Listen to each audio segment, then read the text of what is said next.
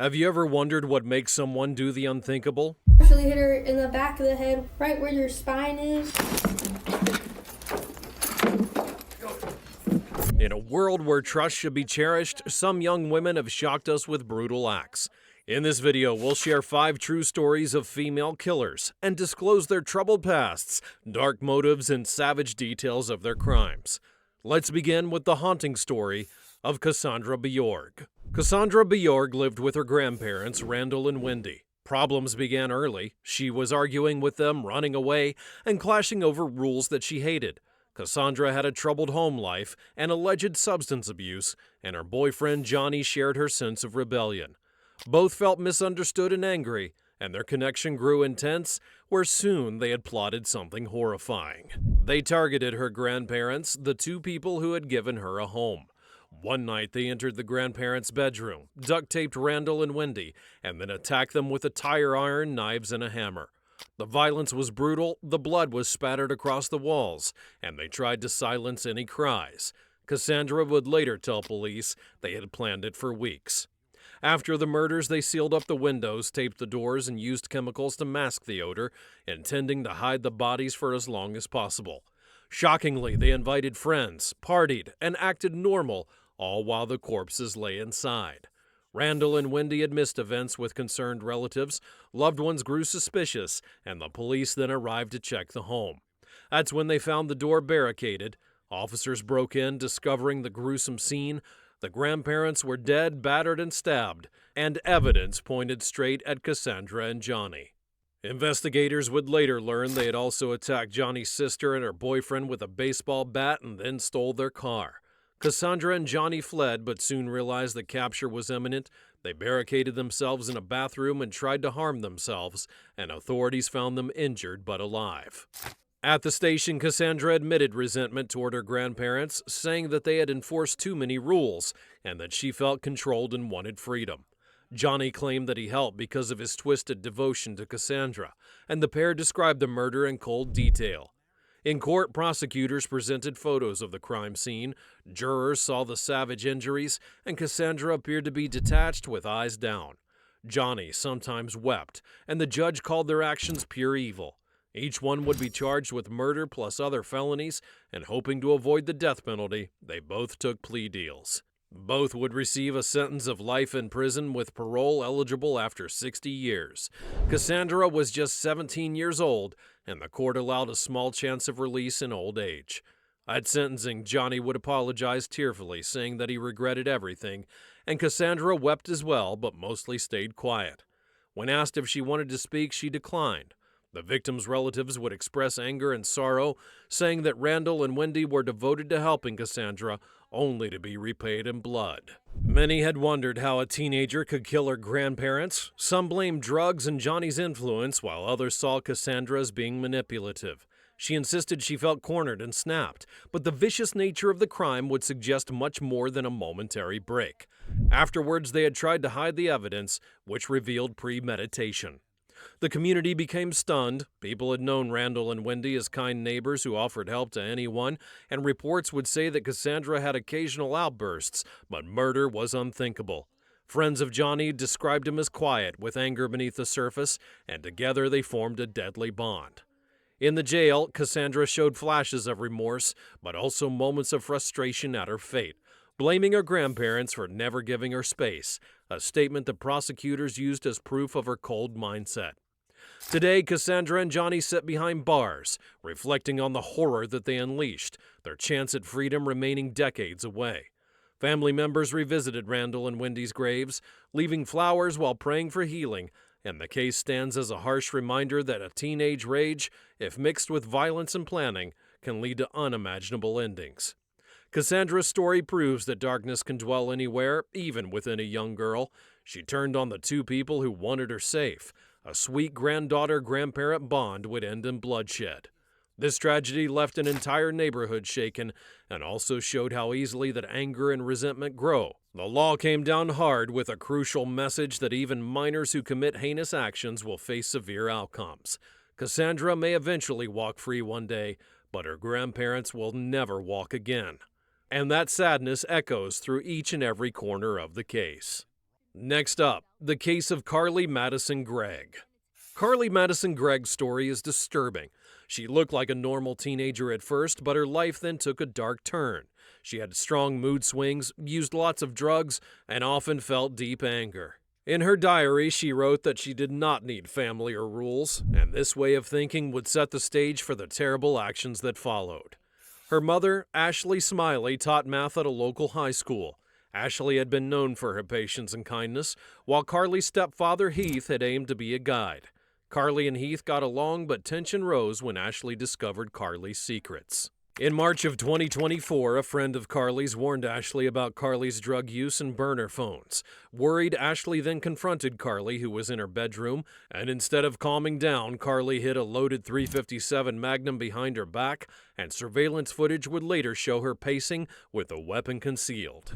Ashley pressed for answers, scolding her daughter for her bad decisions, and then Carly snapped. She shot Ashley 3 times. Her mother fell, gravely wounded. One of Carly's friends would later arrive to find that Ashley was dead and testified that Carly had asked, "Have you ever seen a dead body?" Carly grabbed her mother's phone, texting her stepfather Heath to come home quickly, and when he arrived, she shot him in the shoulder, but he tackled her and disarmed her.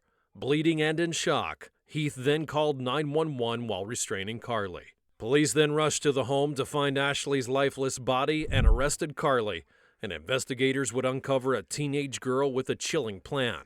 She felt nothing in those frantic moments. They also seized Carly's diary, which revealed twisted beliefs, like it was okay to be evil. The pages spoke of hatred for authority and glee in violence. During the trial, the prosecution portrayed Carly as a cold-blooded killer, playing footage of her brandishing the gun. They showed messages proving that she had intended to murder her mother for snooping around. Witnesses recounted Carly's calm demeanor after the shooting, and jurors saw her as a manipulative and dangerous person. The defense, however, painted Carly as a troubled teenager who acted during a mental breakdown. A psychiatrist would testify that Carly had mood swings that were worsened by medication, and the doctor claimed that she was not in full control of her actions. However, prosecution countered with evidence of planning and intent. Carly had purchased extra ammunition just days earlier. A major moment in court was Carly's reaction to the body cam footage. She showed very little emotion when the police arrived. Ashley's family members broke down, but Carly sat without expression. Even after hearing her friend describe the scene, Carly had barely blinked, and this happened within full view of the jury. A short deliberation would lead to a guilty verdict. Carly was convicted of first-degree murder, attempted murder, and firearm charges, and the judge delivered a life sentence without parole, citing sheer malice involved. Though under the age of 18, Carly would face adult penalties due to the seriousness of her actions. Her stepfather Heath testified that he still cared for Carly, but would never be able to forgive her. The tragedy left him wounded both physically and emotionally. He had lost his wife and almost his life, and when asked why she had done it, Carly provided no clear answer. After sentencing, Carly briefly turned to the courtroom to say that she was sorry, but it all seemed hollow.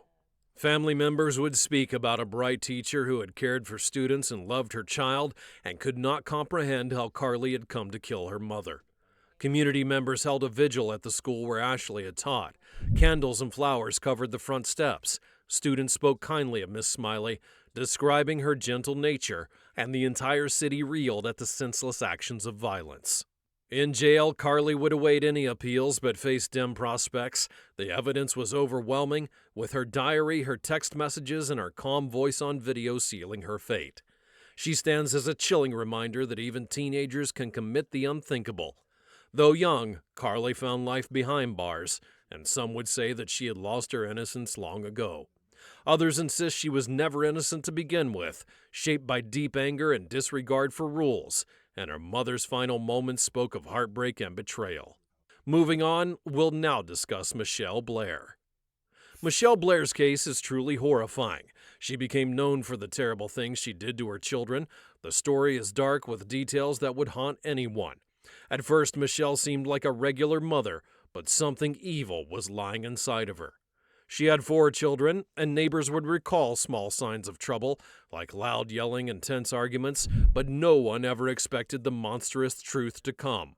Michelle believed that 2 of her children were harming their siblings in vile ways.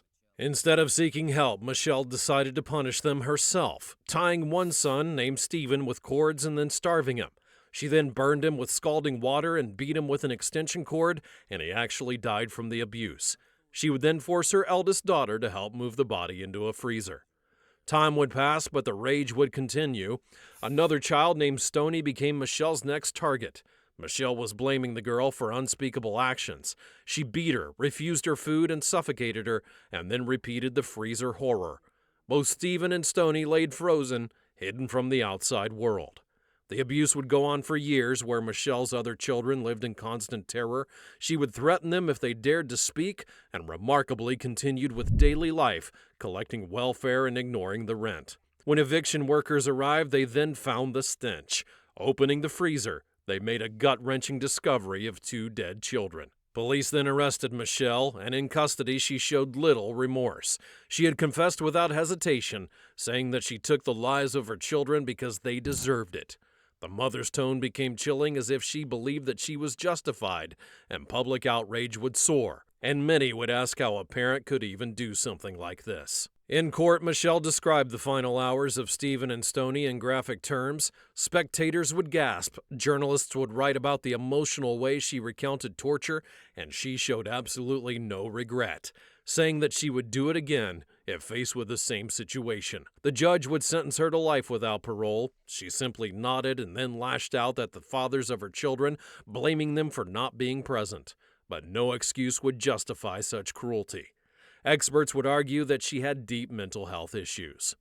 Investigators found the freezer was full not only of bodies, but also trash, rotting food, and filth, and the apartment was squalid. Surviving children were removed and placed into protective care. They bore the scars, both physical and emotional, and therapists would say it would take years to heal from the trauma. During sentencing, the court heard victim impact statements from relatives denouncing Michelle's abuse while calling her a monster. She simply glanced blankly with cold eyes, and when asked if she had any final words, she ranted about how her children were molesters. No evidence would ever back up her claims. The city of Detroit became horrified, and news outlets covered the story for weeks. Many would end up questioning Child Protective Services, asking if there had been visits before, but Michelle would simply slip through the cracks. People demanded reforms to stop such a tragedy from happening again, while officials admitted mistakes and oversight. Friends of the family expressed guilt for not noticing the red flags, some recalling signs of child abuse, and Michelle kept a tight lid on her household, threatening the children into silence, and her power was absolute in those walls. In the end, 2 of her children paid the ultimate price with their lives. The manner of their death showed deep cruelty, leaving Michelle's remaining children to grapple with a world that was missing their siblings. They have to accept that their mother did it all, and this knowledge became devastating. The Blair case became an emblem of pure horror and an example of unchecked rage and mental instability. Experts would point to postpartum issues, childhood trauma, and untreated illness, yet none of it would ever excuse the torture and murder of children. Michelle will be sitting in prison for life with no chance to walk free, claiming that she had protected her younger children from predators. Most call it a grotesque fantasy, and courtroom tape showed her calm manner describing death as if discussing a casual chore. Now we move on to Taylor Schabusiness, whose brutal act would shock an entire community. Taylor Schabusiness's crime stands out for its savage brutality. She lived in Green Bay, Wisconsin, and dated a man named Shad. On February the 23rd of 2022, she crossed a line that nobody ever imagined. Taylor and Shad had visited a friend's place to do drugs, and later returned to Shad's mother's home, heading down to the basement. They engaged in intimacy, but something then turned dark. She would use a chain to strangle Shad, and didn't stop until his body was lifeless. The horror doesn't end there, though. Taylor then dismembered Shad's body, removing limbs and his head, and placed some parts in bags, boxes, and even a bucket. Investigators would later find the head in the bucket. She had also performed sexual acts upon his corpse, and that level of depravity would shock everyone. According to reports, she had drained his blood into a bathtub and taken a shower afterwards. She showed no apparent remorse, telling police that she had simply blacked out, but also remembered certain things. She insisted it had been fueled by drugs and twisted urges. Shad's mother, Tara, returned home to find the horrifying scene. A bucket sat with a towel on top, and inside was her son's head. She then called 911, where police arrived to discover more remains scattered through the house. They soon realized that Taylor was the last person that had seen Shad, and the search led them to her minivan where they found other body parts. Officers would place her under arrest, and during questioning she rambled about demons, made reference to serial killer Jeffrey Dahmer, and smirked when discussing the details. Detectives felt uneasy at her calm attitude. She gave bizarre reasons, and at times even blamed Shad for letting her strangle him. The community would reel from the event, and Shad's friends described him as gentle, creative, and kind. Nobody saw this kind of thing coming. The press covered every detail of the case, focusing on its gruesome nature. People felt sickened by the mention of necrophilia and dismemberment. It became a living nightmare. Taylor's attorney entered a plea of not guilty because of insanity. Psychologists would evaluate her, finding signs of mental instability, but the court needed to see if she understood right from wrong. Over months, she would appear for hearings, once even attacking her own lawyer mid-session. The shocking courtroom moment took place after the lawyer had requested more time for her case. She then lunged at him and punched him and had to be restrained. Later appearances would see her wearing a spit hood. She would sit calmly, sometimes smirking, and showed absolutely no regret. As the trial date approached, Shad's family spoke of their heartbreak. His uncle would address Taylor in court, saying that she should have sought help, and other relatives would forgive her, expressing hope that she might change. Taylor never responded in sympathy. The jury would eventually hear all of the evidence, pictures of the dismemberment, recordings of her statements, and testimonies from the police. And it made absolutely clear to everyone what had gone on. Within 30 minutes of deliberation, the jury returned a guilty verdict for first-degree intentional homicide, amongst other charges. At sentencing, the judge condemned her actions as being beyond comprehension. She was given life without parole and barely flinched. Courtroom observers whispered about her blank stare. This final chapter underscoring the brutality of her crime. Taylor's Schabusiness exemplified a chilling disregard for life and human decency. Shad would be buried after a small service. Loved ones refused to let his memory be drowned by the gore, remembering his humor, kindness, and dreams cut short, and the local community remained shaken. Despite claims of madness, the court had seen a woman who knew that she was committing evil. She had tried to hide the body parts, carried them to her van, and that all showed premeditation. The violent outburst in court would only reinforce how dangerous that she was. People had wondered if any sign could have prevented this, but Taylor kept her darkest desires hidden well. By the time that she had acted upon it, it was too late, and the phrase "hell on wheels," used by the judge, fit her quite well. Now it's time to discuss the final case on our list. Sarah Boone's case is both shocking and tragic. She had a troubled bond with her boyfriend Alex, and on March the 23rd of 2018, Alex would be found dead in a car with 16 stab wounds. Sarah said that she had only acted in self-defense.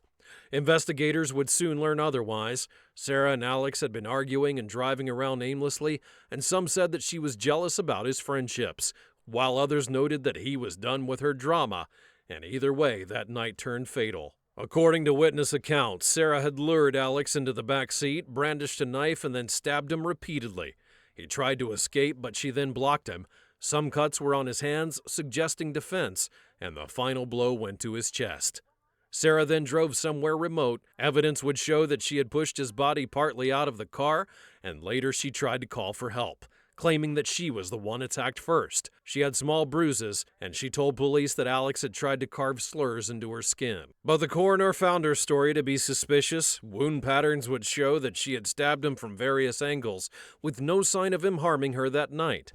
Phone data contradicted her timeline, and she said that they had left a friend's house earlier, but records showed much different movements.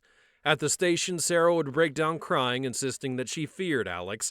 She claimed that he had mental issues and had once threatened her, while investigators noted conflicting statements, where she admitted that she lost control, and that partial confession would match the brutal scene. Police later found text messages that showed fights between them, where Alex threatened to leave if Sarah kept on lying. She would respond with rants about betrayal, and witnesses said that they were on again and off again for months. He had tried to end it, and she refused to let go. At trial, prosecutors argued that Sarah was possessive. She discovered Alex was serious about moving on, and in rage, she would snap. The repeated stabbings would show overkill. It was not a simple act of self-defense. They presented photos of Alex's body, shocking the courtroom to their core. A forensic expert would testify the angles of the wound suggested a sustained attack, while Sarah's minor injuries didn't match a life-or-death struggle. She showed no signs of knife wounds, and her mention of self-defense seemed hollow. Sarah's lawyer would claim battered women syndrome, citing prior fights, and a friend testified that Alex would sometimes be angry. But the prosecution would show text messages from Sarah herself, bragging about controlling him, insisting that any abuse was proven. As the trial went on, Sarah seemed to be calm, except for moments of tears. She addressed the judge, saying that she had loved Alex and never meant to kill him, but the evidence told a much different story. After days of testimony, the jury would return a guilty verdict for second-degree murder. Sarah dropped her head and sobbed, and Alex's family would weep quietly. And they spoke about a young, thoughtful man who never deserved such a fate. The judge would sentence Sarah to life with a possibility of parole after 50 years. The courtroom fell silent, where her final words were a soft apology to Alex's parents. They didn't respond because the tragedy could not be undone. People outside would wonder what had sparked such violence. Friends pointed to jealousy, constant arguments, and mental health issues, while others believed it was a buildup of the small fights that ended in a deadly rage. Either way, a life had been lost. The case would gain attention for the question of self-defense. Sarah stood by her claims, but the physical evidence contradicted them. She changed details multiple times, further harming her credibility, and the public largely saw her as the aggressor. In the end, she'll be elderly if ever released. She had destroyed Alex's future and her own, and loved ones recalled the couple's earlier smiles, wondering how things could turn so dark. The entire saga stands as a painful lesson. We've now explored 5 shocking cases that prove darkness can strike anywhere, each killer unleashing horror while leaving deep scars on the families and their community. Thanks for joining us at this intense look at true crime. Be sure to share your thoughts in the comments down below, subscribe to the channel so you'd never miss a video like this one again, and stay tuned for more stories that you won't believe. Thanks for watching, and I'll see you next time.